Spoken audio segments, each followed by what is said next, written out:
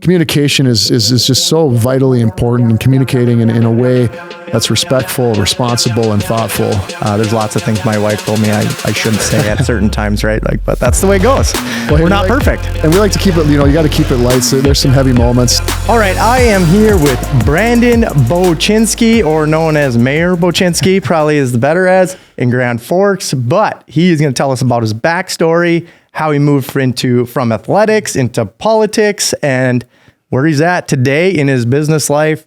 Brandon, thanks so much for being here, man. I appreciate you. Mark, thanks for having me. I think the only thing that could be better is if this was a fern and we'd be between two ferns right now. Yeah. Zach Galifianakis, but we'll aim for some humor, but hopefully we'll have a good story to tell. Yeah. Well, we're all about humor here. You didn't take my Tesla tequila, so I feel bad for that. One day he's got a Rivian now, so he's a big shot, better than a Tesla. We'll see if they start making their own drinks. I know it might be an energy drink or something like that. Rivian's got a little different culture, so maybe it won't be tequila. I don't know. We'll see. Yeah, it's all about the marketing game. So, Brandon, tell me, you're the mayor of Grand Forks today. Yeah. What different things have you learned just a little bit in being the mayor? I know you just got back from, I think, Grand Forks Days is what you were calling it at the Bismarck level. So tell us, a little bit who you are and what you're doing right now. Well, that's a pretty broad question. I think, we were out in Grand Forks. That's, part of the job and the political side is during legislative session in Bismarck, you're going to spend some time out there just making sure that your legislators and the state legislators know your priorities in Grand Forks. And I think they respect it when they have the actual mayor there. So you got your top political leader of the city there. And I think that's probably my philosophy in general. I'm a really hands-on guy. I like working with my hands. I've always worked with my hands. So I try to take what I've learned over the years in sports, working as a team, putting in the effort, and I try to bring that to politics. I think, growing up and playing sports, you kind of learn to take criticism. That's one thing that you can do really well. And let's be honest, there's no shortage of criticism when it comes to being the mayor and being involved in public service. Dude, the criticism part of that is excruciating. Even anyone who's willing to put themselves out there or go out of their comfort zone, like, you're going to be criticized. Someone's not going to like the way you do things, right? Yeah. Like, every way through. So you're saying, like, in athletics, it was the same way? Well, think about it. When you go on the road, you half the games that you play are on the road. Well, every time you're on the road, that team hates you because they're at home and you're playing against their team. And then also just if you think about sports, you never look back at a game and say, you know what, I've got it all figured out. I played the perfect game. I just need to do that over again. No, there's always something you can improve on. So you're always looking back at game film, always trying to find ways to critique yourself to do better. So I try to bring that to politics. I always give this analogy. When you're in the sports world, people remember you by your best day. It's like that home run in the World Series. You had a hat trick. You won the Stanley Cup. You had that great game in college. That's what people remember when you're an athlete. When you go into politics, what they remember is the day you stumbled. You could be perfect for a year and then you stumble once and you're remembered as the person that had this happen. So it is a challenge, but being able and learning from kind of a long life story to today to learn how to handle adversity has been probably a big asset for me, just as you go through the modern world where it's pretty easy. It's a lot easier than it was in the past to be able to reach out and communicate, whether it's a senator, a House member, all the way down to a council member or a mayor. You've got email addresses, social media, the telephone, personal meetings. There's just ways to reach out. So people definitely feel more willing, probably behind a computer than they do in person. Yeah. But you do get to hear it when they're not happy, which is great. I remember, you just hear the chatter when initially you started running for mayor, because you had a different approach. You just had a different look. You had a different ambition about yourself. We were kind of getting to a complacency in our market that we just nothing was happening as much as we wanted it to happen. So we do appreciate you here as it makes our town run a little harder. And I think if we chase big things will happen in the future. It's like anything else. I mean, you got to be aggressive. You got to be willing to take risks. And I think, your risks are always going to be scrutinized, but if you don't put yourself out there and you're always in your comfort zone, you're never growing. So you've got to learn how to live on that edge outside your comfort zone and embrace that. And if you can't do that, you're not growing. I mean, I remember when running for mayor, those moments, like looking in the mirror, like, what am I doing? I'm only going to get 100 votes and this is going to be really embarrassing. And do I really know? And I did the homework. That's another thing with athletics is you when you're playing a game, you've got 100 hours of practice probably in your life for that one game. So I was very, very prepared, but at the same time, I think anyone that takes risks is also doubting themselves the whole time, and that keeps you in check and make sure that you're doing doing things the right way. So don't let fear and doubt and being out of your comfort zone ever slow you down, because it goes one way or the other. You start letting that happen, and pretty soon you're not growing at all, and you're just stuck in that same mentality the rest of your life. But if you start taking those risks and you start having those wins, I think that can snowball and can create a lot more for you in life than you would otherwise have. Right. Yeah. You took the extreme approach. Like you gotta, how do you build the confidence through athletics, or do you build the confidence? Is that just how you carried yourself for a long time? Well, I'm a big Jordan Peterson fan. I don't know if you read some of his books, but Sure. He talks about how do you build yourself? How do you build a community? He talks about how, get your own house in order before you start telling somebody else how to order their house. So I really, look at it from internally. I start out by what can I do and how do I build confidence? What can I do to be a better me each day? And I don't compete against, I'm not trying to be Marc Kuhn. I'm not trying to be anybody else other than better than the person I was yesterday. So you start with that, and it's really easy things. What do? I try to get a good night's sleep. I try to stay active. I try to eat healthy. I have meaningful conversations with my wife. I have a good relationship with that. So once you've grounded yourself and you can build some of that confidence, personally, and have the energy and the competency to do things, then from there you can build and you can have a better relationship with your spouse, have some date nights, challenge each other. Yeah. From there you can build your family, spend time with your kids. And that's, we all know having kids is a challenge, and trying to get them to listen is unbelievably hard, but do things together, put the time in, build your family. From there, work on doing community things. How can you help out your neighbors? So from there, it just builds out from your community, from your street to your community, to the whole city, to the whole state, to the whole world. I mean, you got to start, it starts with you. And if you're not willing to do the work to put yourself out there to be a competent individual, you're really just not going to move the needle for the world. You only live once. So, I'm not a big fan of just throwing that out there blindly, but there is things that a person can do every day to make themselves more competent. And from there you can build and build that confidence. And I think it grows, but not that you're not going to doubt yourself. You can be fully confident. Some of that for me comes with my faith as well, but you can be fully confident and still, when you make tough decisions, doubts, it's okay. Cause then you're thinking about things a different way. Yeah. Well, you give a confidence level. I know it's like, speaking, maybe you had some speaking athletics a little bit anyway, I'm sure the same interview you've done 100 times as well, but you've done, I remember when you were running, it's like not a lot of people, you're a disruptor. You were disrupting the norm.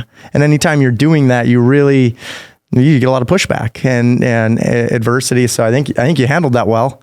Well, we were running against, at that time, as a 20-year incumbent. That's always a challenge because you got someone that's very familiar, very recognizable. So you've got to find a way to differentiate yourself. But at the same time, like you said earlier, I don't dip a toe in. It wasn't like, I'm going to join the school board, then the council. It's like, if I'm going to get in this and truly make a change, it's cannonball, and I'm going, right for the mayor position.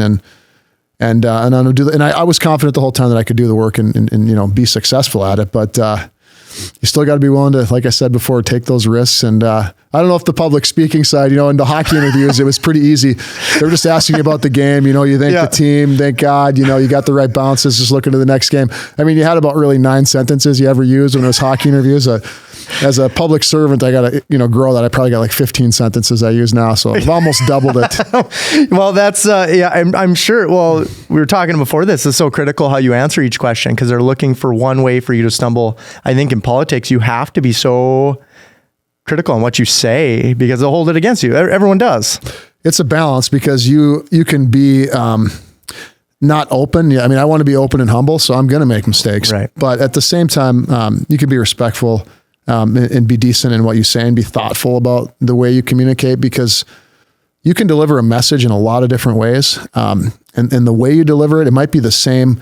You might have to communicate the same set of facts, but the way you deliver that message can change the whole paradigm. You can tell someone that some bad news, but you do it in the right way and respectfully, and you look for solutions. Otherwise, you can just be, gruff and mean and just spit it out. Mm-hmm. And then you basically delivered the same message, but in a different way.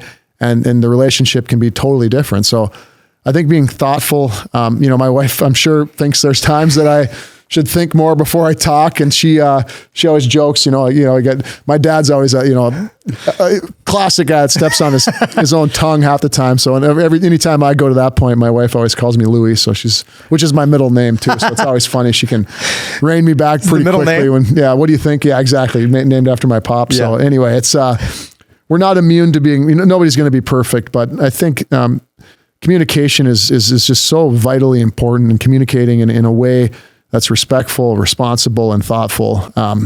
It's just crucially important, because the message sometimes isn't as important as how it's delivered. Right. Yeah. I love that you introduce like the humor part that you bring to a very non-humorful type politics. It's almost as dry as you get. Right. I love that you introduce that in there. There's lots of things my wife told me I shouldn't say at certain times. Right. But that's the way it goes.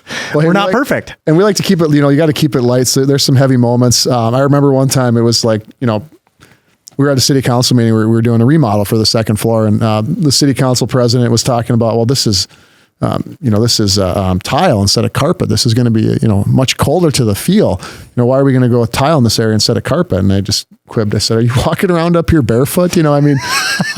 Anyway, there's moments where you can lighten things up and still get your work done. Because at the end of the day, if you lose your sense of humor, you've really lost it all. You got to be able to wake up with a smile on your face and try to brighten people's days, because that's just as contagious as negativity. Right. Yeah.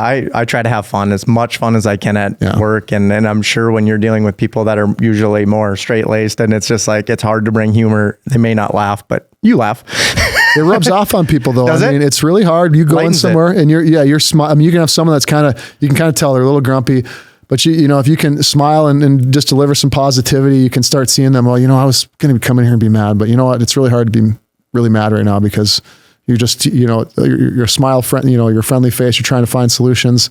It's hard to be mad at that. So I do think positivity in this world is becoming more and more and more important, because I just believe social media has warped our minds, and it's created these mobs of groupthink, and you build this anger that it's, I don't know. I really think we need to look at social media, because it's meant to be such a positive thing. And if you use it in a positive way, it can really help, you can grow business, you can grow your friend base, you can share photos, you can share positivity. But if it twists negative, it can just destroy people's lives. And that cancel culture, mob mentality, it's just not how humans were meant to be. We're a tribal, humans are tribal. Let's just put it that way. But we're tribal to come together and to make positive and to make things happen. And we've been doing that for 20,000 years. Right. It seems like that shift with social media, and even these people, that are running these companies, they don't even let their kids on some of this stuff. So you look at some of the Facebook early adopters. Anyway,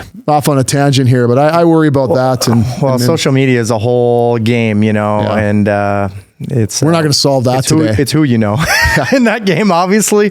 But yeah, maybe we'll probably get hacked if we talk about that. Well, the best part is, where's this going to be delivered? On social media, right? Right. Yeah. So there is good. There's a lot of good that can come from it, but we have to be careful that we're using social media and the communities in positive ways. Yeah. I want to talk a little bit more about that at the end of this, and just how you view it and how maybe you ran your campaign and stuff. But let's try to, I want to talk more about where we're going to go in this town a little bit, and kind of your vision. You got your fingertips all over this town, which is awesome to see, and things are happening.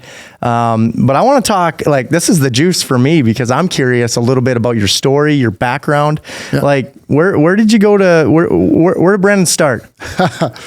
Oh, geez. How did you even interview? Well, it's hockey, but we'll start from the beginning. Yeah, let's do it. End at the end. I grew up in Minnesota, kind of in the north suburbs, a couple different suburbs there. I always had a love for hockey. So we didn't have a lot of money, but I was always at the outdoor rinks, playing in the streets.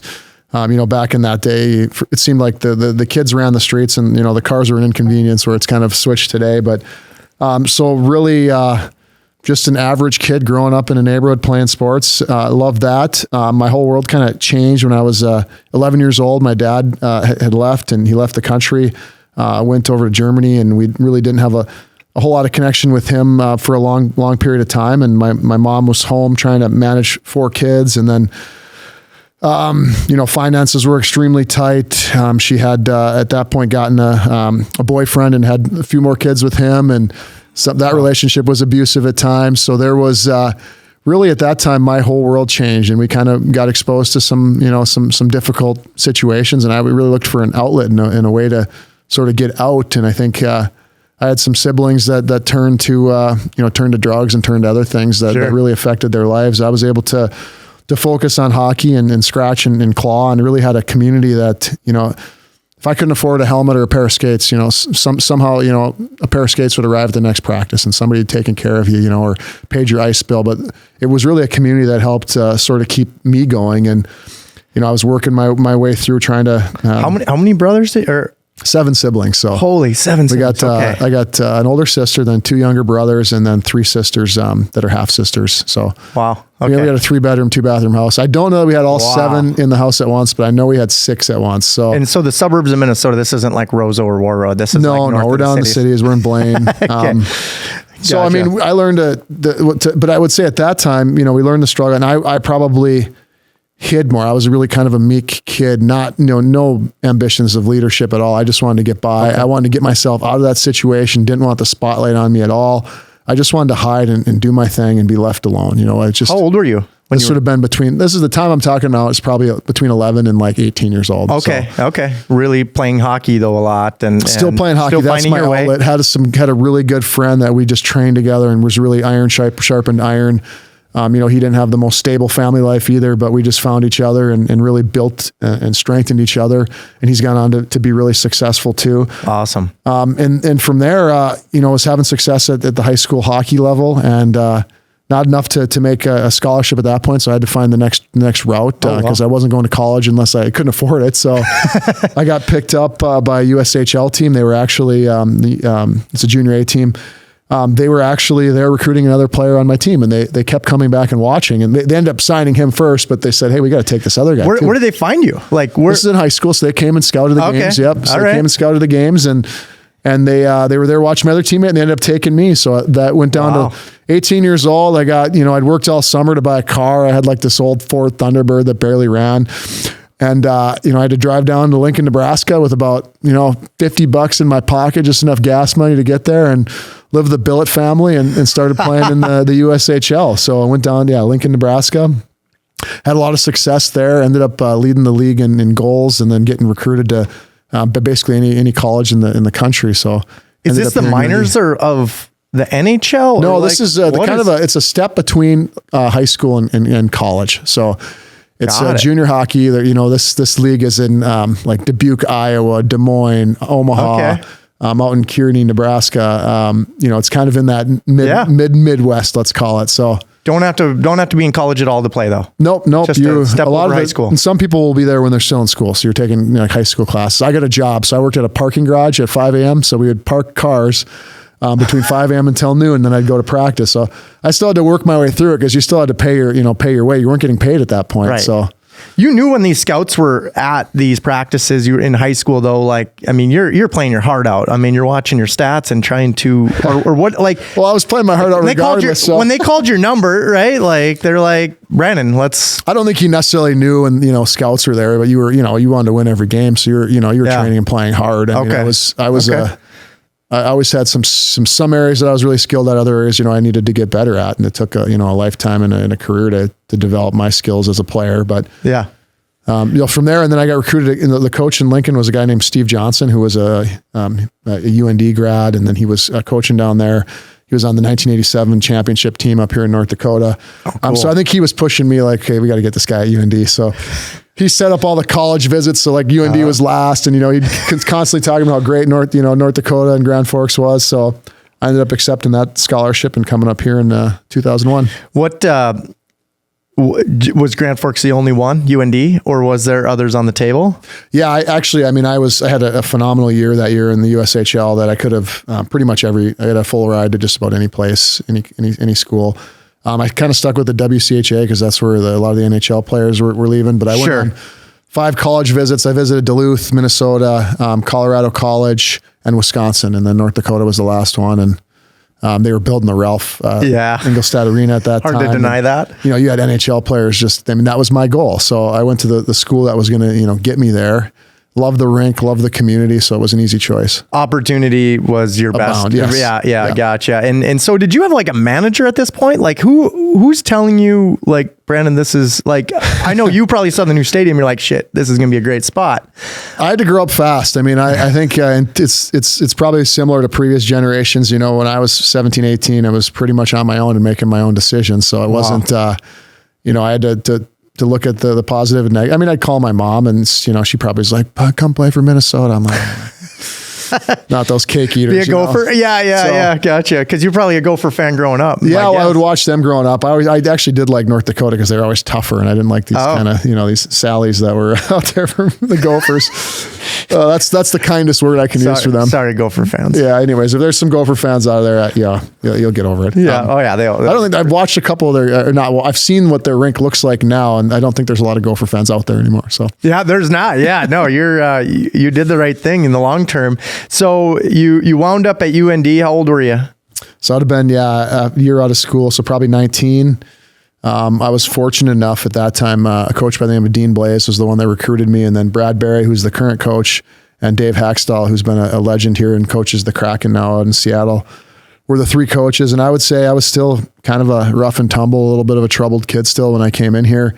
And they weren't going to put up with that. It was time to work and time to be a pro. And I would say I did a lot of growing during those 3 years, and I would say those three made a man out of me. I came here as a boy and left went to go to my career as a man, and you know, kind of coming here with nothing and seeing the community really get behind me and take care of me and treat me well. And it never felt like, you know, we just love you because a hockey player. It was like they loved you know, the university. They loved you as a person, and that you know, coming from a large family in a bigger city, having somewhere where you felt like you belonged was always special to me. I ended up meeting my wife, who's from Park River. So we've always considered this to be our home since then. So it was a really special place for me. Yeah. I'm just like the curious kid over here, just trying to figure out, okay, you come to UND too, though. Like Blaze is hard on you right out of the gate?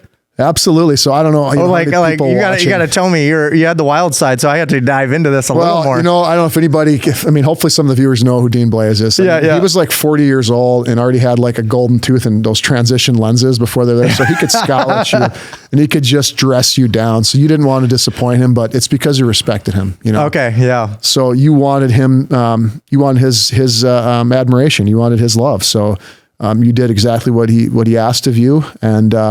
And you didn't do anything else. You didn't mess around. You went to class. You did things the right way. He wanted you to be tough. He wanted you to have fun, but you were an adult now, so stop acting like a kid.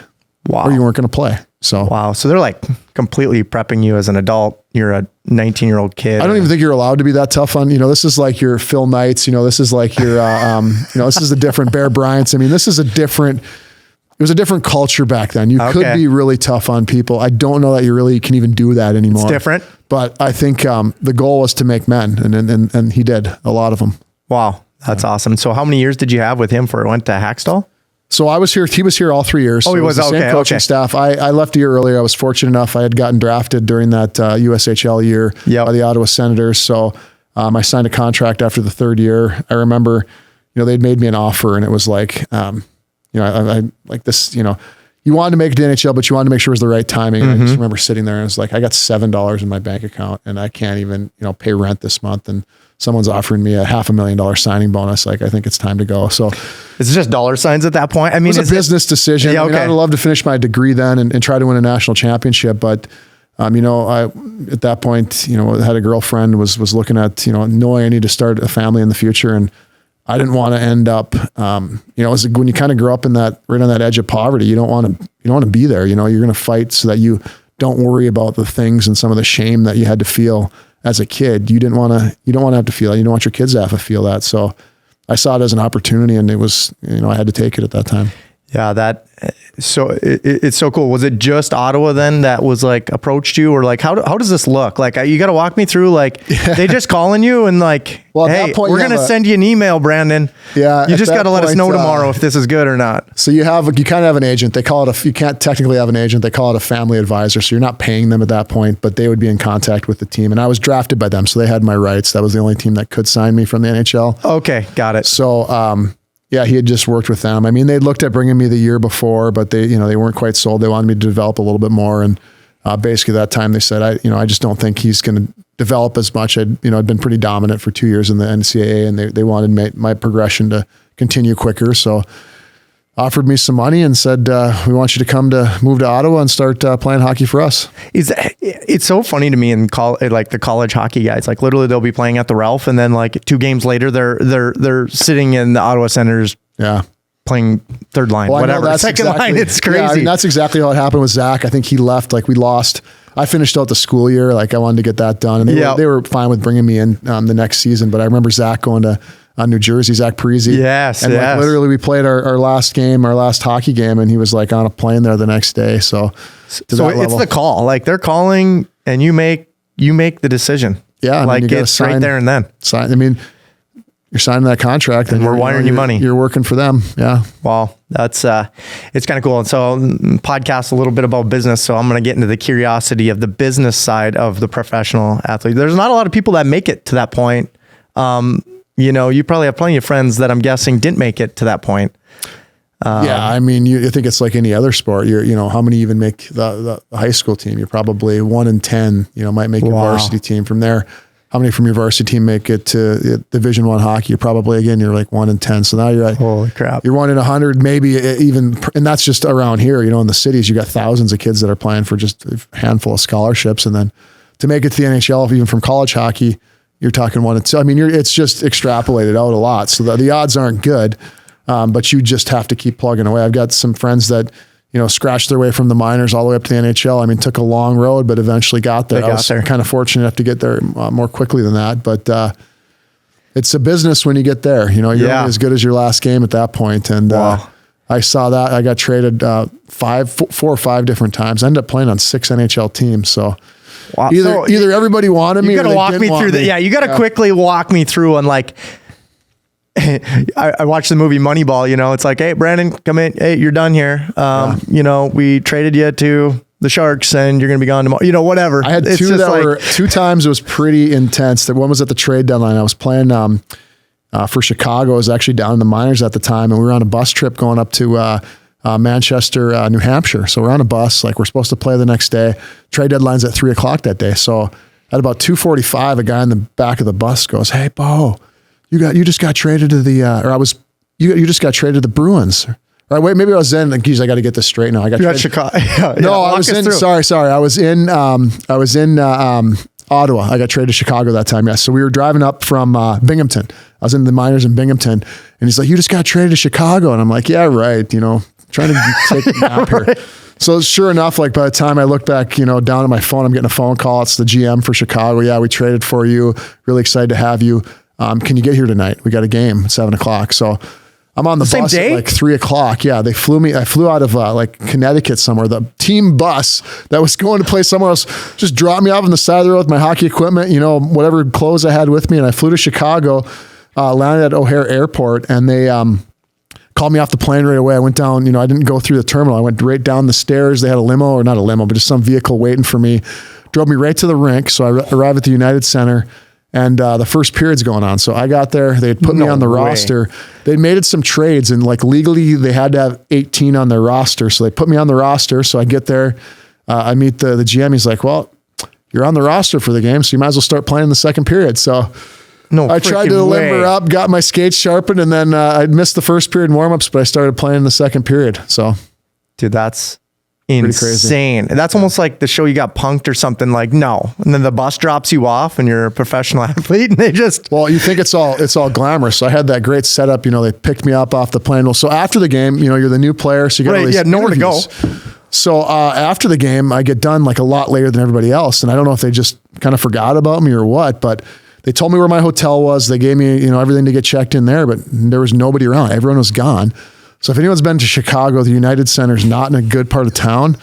So here I am. I got like a bag. I'm like 23 years old, standing in front of the United Center, trying to flag down a taxi or something to bring me to the hotel. And there's like dudes walking by like, "What are you doing out here, bro?" I'm like, Just I'm like, seriously, I play for the Blackhawks. Could you give me a ride to the hotel? It was kind of a scary moment, but I had plenty more of those as my career progressed towards 8 years living in Kazakhstan and playing in Russia. So I guess it prepared me for that. So yeah, well, yeah, and wow, that is a crazy story. Honestly, that's that one you can tell their grandkids for. Walking down Martin Luther King Jr. Boulevard in next to United Center in Chicago. What's your girlfriend think about this? Well, she at that time, I'm sure she was. She knew I could handle myself, so she was probably not too nervous. I just didn't tell her. You didn't tell her you were playing for the Chicago Blackhawks? Oh, as far as getting traded, yeah. No, I guess I was talking about. I'm in Chicago and I just played. I'm sure I was texting her, and I mean, those are exciting times too, because I think I was in the minors and I was going up to play at the big club there. So I mean, it was exciting. You're on a new team, but it's like a lot going on. Because she would have been in Binghamton, set up a house for us probably, and then she's got to pack up like she did multiple times, and then either go home or go to the new city. So find out what true love really is there. No, she's still with me, so she likes me enough, I guess. Yeah, you did whatever. That's true love when you're following you around, I'm sure. Yeah. So you leave the Blackhawks, or you what you do? They set you up, I'm sure, apartment or something. They got something going on there for players that come in and out. Well, a lot of times you end up there. I think it was you had the trade deadline, so you got 3 months left. So I probably just stayed in the hotel, which was fine because you had a restaurant, someone cleans your room, and just comfortable food, room service, all that stuff. So I've spent many months living in hotels in different places, and it's not as glamorous as it seems, but it works. Well, you hear about the minors side of things though, when players are trying to get up, like they're sleeping on cots and like 10 in a room. You know what I mean? They're just trying to get by as cheap because I don't think you make any money hardly in the minors. Depends what level you're at, but yeah, I mean, it's definitely a different, it's a multiple probably of 7 or 8 by the time you make it up from in the minors. Yeah. If not more. Yeah. So anyway, you're in the Blackhawks. How many teams? And walk us through the next few. All right, so walk us into where you ended up, because let's go through the list here. Drafted by Ottawa. So started with Ottawa, got traded to Chicago. From there, traded to Boston. Then when I was in Boston, the next year I had a fun year. I got traded to Anaheim and then traded at the deadline to Nashville. So we played in the playoffs in Nashville that year. So this is over a 6-year period. And then I signed a 2-year contract with Tampa and then played out my last 2 years with the Tampa Bay Lightning organization.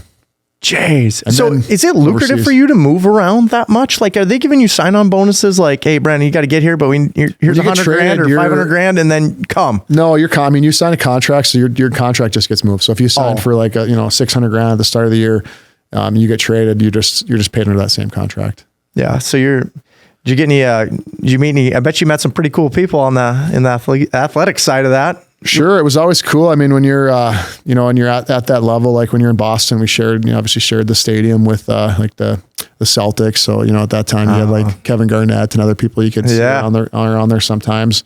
At different events, you get to probably rub elbows with different celebrities at times.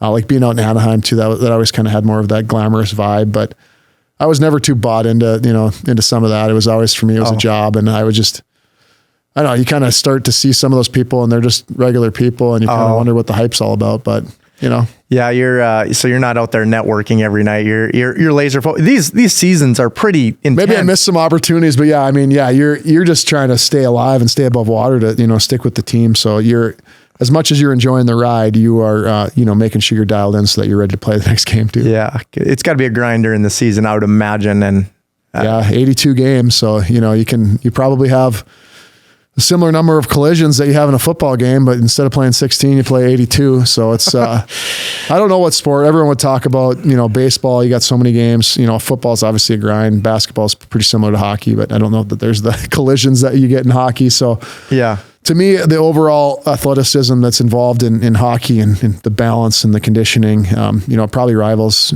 soccer as probably one of those sports that kind of brings all the skill sets together. Okay. So talk me through the decision to go across seas and cause that was a big deal, I'm sure. Yeah. What's that? That works a little bit differently. So they don't quite have the same rules. So like there's different rules of like, if you're a free agent, like teams can't talk to you until July 1st over here. Well, if you're going overseas, they can pretty much talk to you anytime. So I was wrapping up my contract in Tampa, and as the season was winding down, a team just had reached out through my agent and said, we'd really like to sign him and bring him over here. At the time, it was for more money than I was making in Tampa. And, I was kind of had some injuries that were lagging. It was a little different game over there. So I figured I'd give it a shot. negotiate a little bit, try to get a little better deal, and was going to just try something new. So I told my wife, let's just try it. It's only a year. Let's see how it goes. At the time, I didn't tell her I signed a 2-year contract. I figured I had a year to tell her that it was a 2-year contract. Yeah. But you got to earn it over there. So who knows if it, if it didn't work out, it might only been a year anyways. But no, we just decided let's try to make this work. My plan was just to make a little bit of money so I could, really transition to the next phase of my life. And I ended up staying there for 8 years and doing well. And the community kind of rallied behind us, which is pretty unique. And wow. My wife was there for 6 of the 8 years, and the kids were there. We had my last son was born there. So oh my gosh, we immersed ourselves into the culture quite a bit there over in Kazakhstan. Who would have thought? So it was the top Russian league. It was the one team in Kazakhstan. So most of the teams were in Russia, Eastern Europe. I think there was one team in Beijing. So it was kind of all over the map there.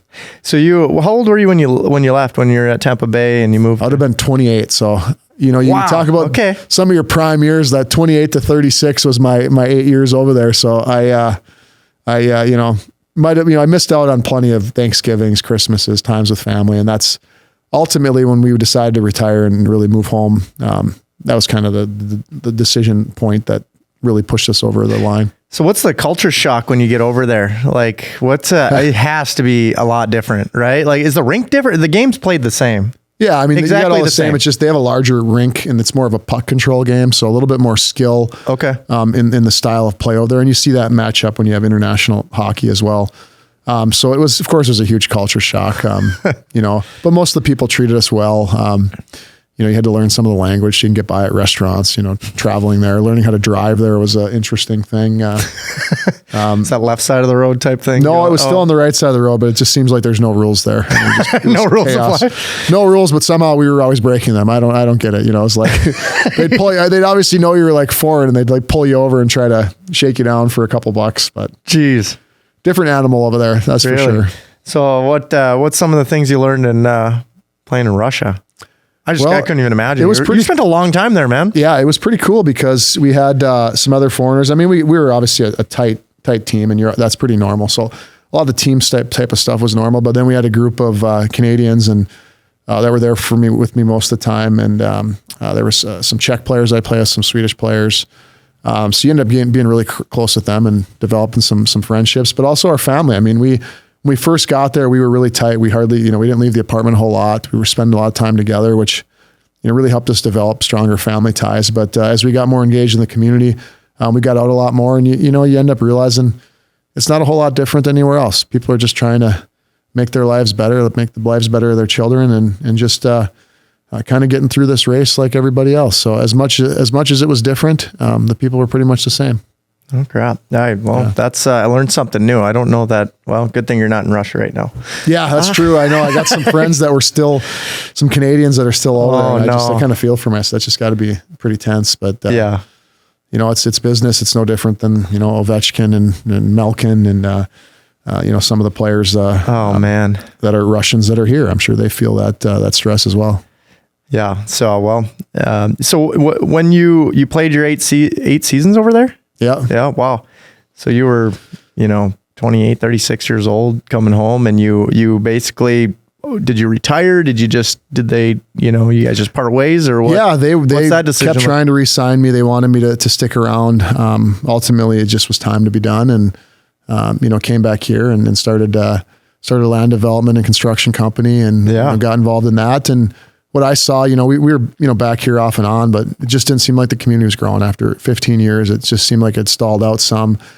You weren't seeing, a lot of investment in town, not a lot for families to do, just not a lot of growth. And some of the other, factors, you don't have a lot of home ownership. Those levels were extremely, depressed in town. A lot of high poverty level, low wages, just things I thought that, having had some time, having some cultures, traveling, really around the world and having an economics degree and being, a good people person, having some leadership skills as being a captain with the hockey team. It's something I wanted to take on, both as a kind of a way to give back to the community, but also I felt like I could do some good things. So yeah, it kind of came down to my wife just looking at me. If you're going to complain about things, you better go do something about it. So I took that as permission to run for office. Yeah. Well, hey, you were a captain in like your Russia team, right? Yeah, I got the distinction of being the first American player ever to be named a captain of a team in the top Russian league. So all the way till you retired, were you? That was pretty unique. Yeah. Wow. So I think 5 or 6 of the years of the 8, I was the captain over there, and that was just the respect the team had for me, the way I carried myself, the way I interacted with the team and the public. And that I was someone that, that they could count on, they wanted to lean on. So I probably learned some politics at that point because, if the team's struggling, that's, even if you're playing well, it doesn't really matter. It's if the team's struggling, it's on you as the captain, and you're, expected to be the face of the community over there, and you're expected to, put the team on your back at times. So for them to give that role, to an American was pretty, was rare. It was the first time it had ever happened. And, I would say, one thing about Russia, it's a very masculine, not only were we in a masculine place where it's, you have to be strong and tough all the time, but also in a sport that's a very, masculine and aggressive sport. So to be able to kind of climb that with, I would say with some grace and some class and compassion was also pretty unique, but also having that strength and that mindset of hard-nosedness, let's call it. Wow. So I got to ask the question, what's your biggest season? What did you make? What is a professional hockey player that's in Russia? I don't know if that sounds like your highest pay of your career, probably. Yeah. I mean, I had my best years. I think, you could, at the top end, you could be making, into the $2 million. So it's, okay. It gets up there pretty good at the high-end players, but the ranges there can go anywhere from like $100,000 up to probably if you've got, I think, Kovalchuk went back and played for St. Petersburg, and he was making like $8 million. But the average is going to be somewhere probably between that, let's call it 400,000 and maybe $3 million in that range. Gotcha. So do they does it vary? And I just got to ask about pay, because I'm sure some of the people listening to this are probably curious. What do they base it on? How many goals you have? Your certain assists. Do they try to incentivize you just like they would in business? Yeah, there's always bonuses. So like if you have I think one of the bonuses I had was if I scored 40 points, it'd be X. If I scored 50, it would jump to the next level. Okay. Up to 60. And then you can have playoff bonuses, as far as you go in the playoffs. But otherwise, you're just playing under a contract. That brought a new element to it because you were paid in the local currency there, so you had to. Kind of watch where the markets were going in that, because your salary might have been, for, $1 million, but if the currency changed and they got devalued by half, suddenly you were getting paid 500,000. So you were balancing, your banks and getting your money exchanged into dollars, and you still had to. You get a credit for the taxes that you paid there, but you still had to manage your taxes at home, so you're still paying a big chunk back home, and so it takes a big bite out of it. We all know tax management's very important. Yeah, I didn't even think about the overseas part of that. So you got to have a manager at this point, like through your Russian career.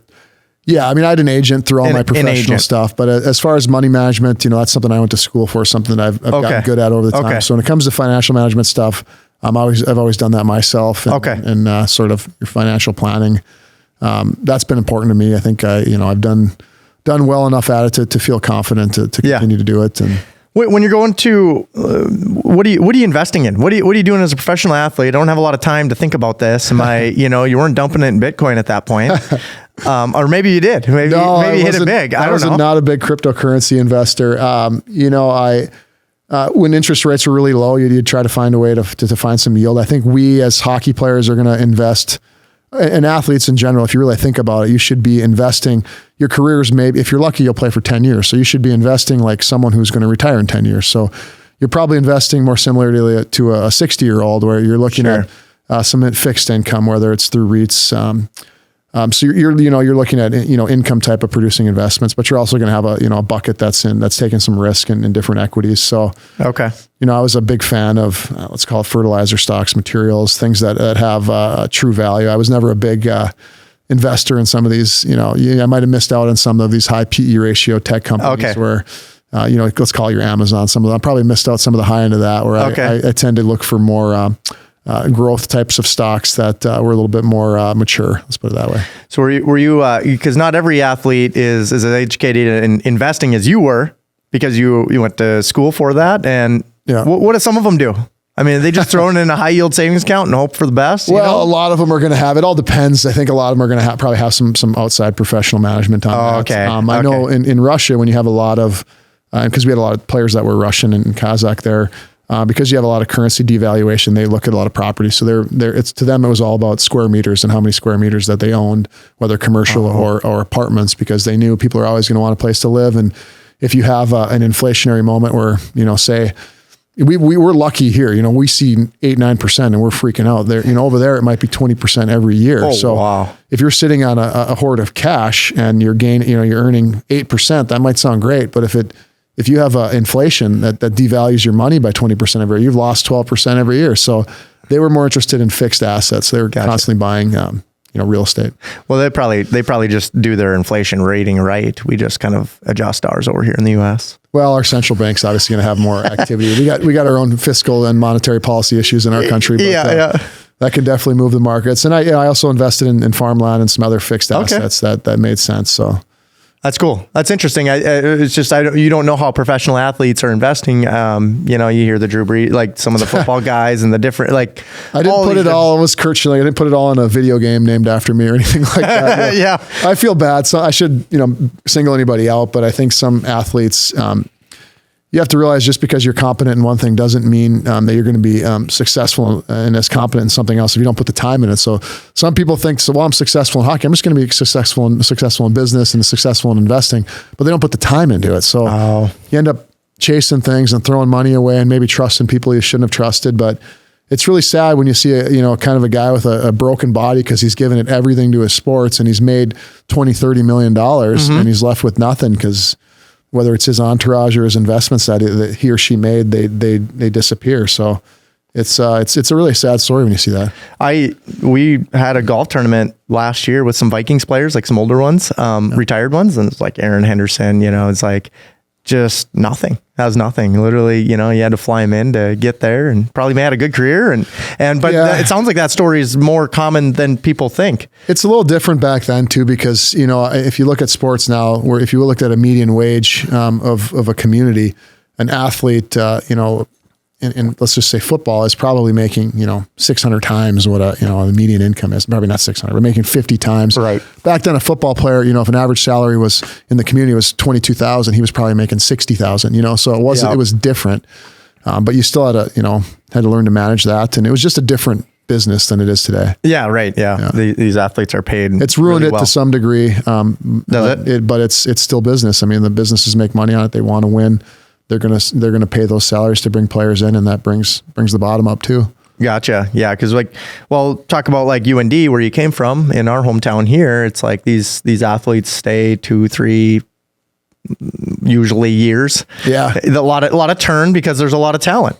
Yep. Which can be challenging, I'm sure, as a coach, which I'm sure some of the coaches that you've played with, or, Well, I don't know, that's the cool thing, but the nice thing now is they got the NIL, which is name, image, licensing. So the players can actually make money while they're playing. So even at college, whether they're going to events or selling their image or their naming their name, essentially. That was a big no-no, obviously, when we were playing. So you couldn't make any money. You couldn't make any money. We were completely broke. So you'd sit there and you'd play in front of 12,000 people, have a great game, and you go home and eat ramen noodles and drink water. I mean, jeez, it's like the minors, or it's like, I don't know. UND, I think, is pretty fair to the athletes today. Yeah. Well, I mean, you can make money. Like you go to a car dealership now, and you could sign autographs there, and I think they can pay you like $2,000. Well, we were living on $2,000 the whole semester. It's like, there's no way to make money. Yeah. I had to work. That's where I kind of got into construction. I framed houses in the summer. So, I'd be out there. Yeah. I'd be out there playing, you just won Rookie of the Year. I said, yeah, great. I got to go home and go to work. So I got money for next year. So yeah, that's interesting. That seems like a lot of athletes who always had a side gig to make some kind of money. You had to. Yeah. There's no money in the sport until it pays. Well, I remember until you get that $500,000 Ottawa Senator. And I remember and I don't hold it against these guys, but we had some Shattuck guys in the team, and it was like the end of the season was coming. They were so excited for summer. They're like, yeah, I'm going to go to the lake, going to go wakeboard. And like, what are you going to do? And I said, I hate the summer. And like, why do you hate the summer? It's awesome. And I'm like, I got to go to work. I hate the summer. Yeah. Well, and I suppose you played a lot of hockey and you trained, and maybe at that point you get burned out a little bit. You got to get out of hockey for a minute anyway. Well, I don't know, you're burned out. You'd get your workouts in the morning, you try to skate at night, and then you'd be out, in the sun framing houses and just trying to battle through it. I mean, that was, for me, it was higher paid than I was going to do anything else. So at least I could work with my hands. Yeah, that's awesome. So how did you wind up in Grand Forks? Now, I know you had some past history here, but I don't know what else brings you back to this town originally. I don't know if I heard the perfect story. My wife's from Park River. A lot of family are in the area. Okay. We always felt like this was home, just a nice, safe place to raise kids. We looked at Minneapolis, and that just really kind of was off-putting over the years, kind of the area that I grew up in. I think a lot of people end up where their wife is to begin with. That's not the rule, but it just seems to be a generality. So when we were kind of retiring, that's the first place we bought land and built a house here. So it was, and in a lot of ways, we're kind of like, here's the next phase of our life, and this is where we're going to do it. And then your mindset's like, well, if I'm going to be here, I got to be the captain. Is that like the next? I don't know if it was that simple, but I think, I wanted to see I was probably selfish. I saw a lot of kids that, a lot of families that were either leaving or their kids would get old enough, they'd have to go to Minneapolis or Chicago to work. And then, 10 years later, they might come back. And I wanted to see a place that had that professional growth where families could stay, where kids could stay. So I wanted my kids to stay here and have something to do, have jobs that could pay them well, that they could stay here, raise their own families. So I saw it as probably a way to, build the community and maybe keep my kids and my grandkids here so I don't have to travel and see them. Oh, look at that. Jeez. Yeah. Well, that was the motivation. It's a long-term view. Yeah, I got it. So yeah, you kind of went into the conflict from athletics to politics a little bit, and the barriers to entry to that. I mean, I'd imagine you're going to get a lot of criticism like you did. What's next for your Grand Forks then? Where are we headed as far as a community as a whole? We're up in North Dakota here. So what's next? I think we've got a lot of momentum going. I think we're starting to see some population growth, which we haven't seen since the flood, really. Good. Our big sectors, our manufacturing sectors are doing well. The university's doing well. We're seeing the UAS and the tech sector doing well.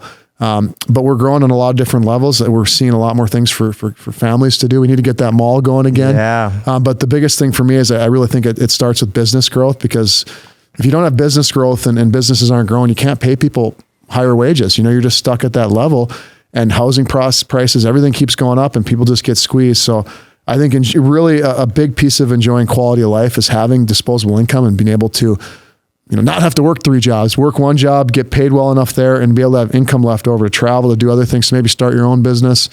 So I took a real entrepreneurial look at things and wanted to have a community that is going to grow, and businesses are going to grow, so that the business owners could do well, the employees could do well, and those wages are increasing. And then with that, we're looking at some different facilities, whether it's a career technical education center, whether it's helping out with Northern Air. They got their 2-story go-kart track. Yeah. It's kind of some small things like that where, it's a long winter. Let's find some things for people to do.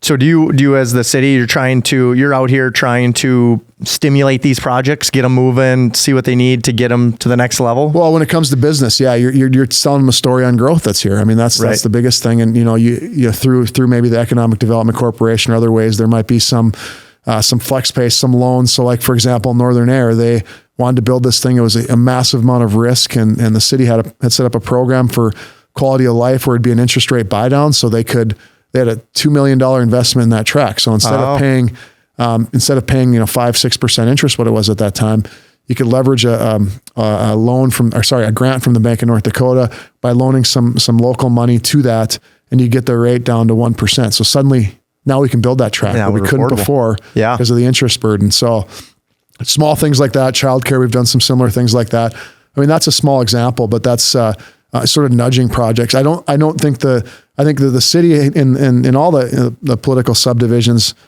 you want to give a nudge, you want to give a nod, a confident nod of optimism and momentum, but you don't want to get involved. The private sector needs to drive things. I mean, gotcha. I think you guys have seen that working in other cities where some of them want growth and some of them they're really scared of it and they don't want to do the work. So.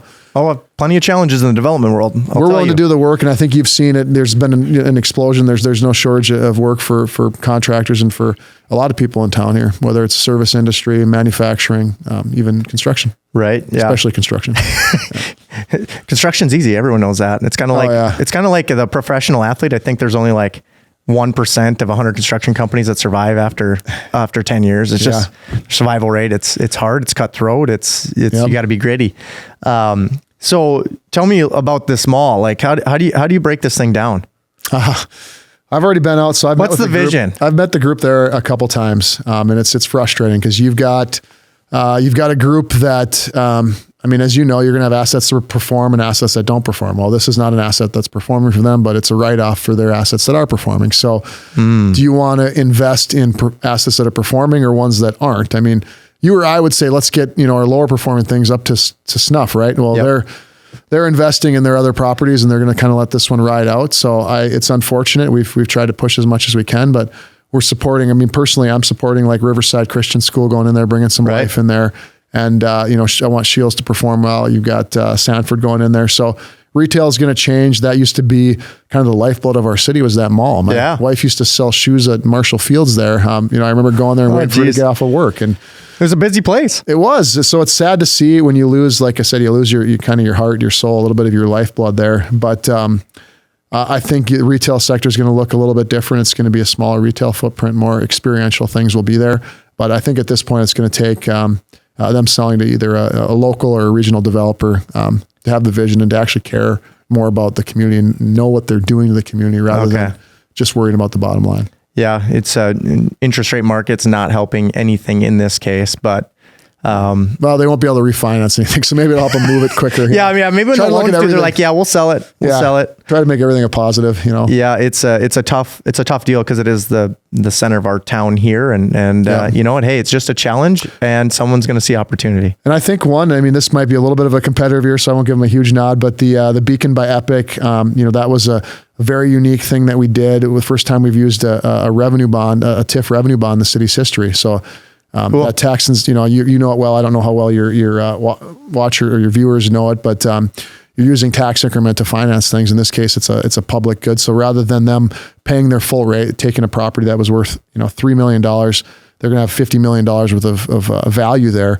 We're taking 80% of that increment. They pay it, and we put it towards a public square, which is going to have a hockey rink. And a place for concerts, a place for yoga, splash pad. So it's going to be really the central hub for the whole community. Yeah. So that's going to be a really cool thing. And that was us using kind of some unique ideas to make something happen that wouldn't have worked out otherwise. They couldn't have built that and paid for that square without using. And it's great for the taxpayers too, because you have something that was only valued at $3 million that in the future is going to be valued at 50 or 60 million and pay the full fare. In the meantime, they're still paying 20% of that increment. Yeah. But otherwise you'd have got nothing different. So anyways, finding ways to use those TIFs to our advantage. And people don't, it's the hardest thing to explain to people that I know you're not giving them any money. You're just waiting a little longer to take even more money from them, to get even more money from them. It's just like the investing. It's compounding. You're going to get the benefit now. You're going to get the future benefit of having that reduce your tax levy. Yep. It's just investing in yourself. You're investing in your community. You're reducing, you're trying to make a better community to have a brighter future, type community. So I think any city that's like North Dakota itself is very investor friendly, which is not many people would consider North Dakota to be the best state, of the nation. It's always up there. It's like in the top 5 as business friendly states. I think we're on one of the highest population graphs, like as far as growth. Yeah. Well, it's always, we got some good numbers to start from. It's like if you got 8 people and you add 2, you've just had 25% growth. So we kind of got those numbers going. Yeah, right. We got some numbers going, but still it's better than losing play. California's losing congressional seats for the first time. Even Minnesota's starting to lose. I had buddies that during some of those protests were like, I don't know why I live here. The city's burning down. There's nothing left for me. What's up there? And I actually had recruited actually my niece moved up here and she said she wanted to get out of it. So she moved up, took a job at Retrax up here. And cool. She actually moved to Devil's Lake now. So she's moving even further out. So it's nice to bring some people from Minneapolis, up here and from Minnesota here and other places. So as you see the license plates here, you're seeing, hopefully not too. We're seeing a lot of California. I don't want too many California because that gets weird, but you're seeing California, New York, Illinois, Minnesota. You're seeing all these plates coming and, they're coming here for jobs and that's awesome. Yeah. They're coming to harp on you. Yeah. Coming to harass me. Coming to harass you. Well, you're going to be the mayor for whatever now? I don't know. We'll see. I got this term. I got one more year, and then we'll decide what to do as the re-election period comes back. Right. Yeah, you can't retire now. Uh-oh. What's your next venture? You'd have to find another adventure. I think, and I know you know what my next adventure, I'd like to go fishing with my boys a little bit more. I'd like to go hiking with my daughter and my wife a little bit more. So there's always another adventure. Let's not forget that. Yeah. Well, thanks, Brandon, so much for coming on. I appreciate it. Thanks for having me. Interesting hockey career. This is it's just I learned so much during this. It's like I want to know more about your story and how like your athletics and it's getting weird. I better get out of here before we start hugging or something. Yeah. So it's cool. It's cool. I appreciate it, man. Thanks for coming by, and we'll see you in the next one.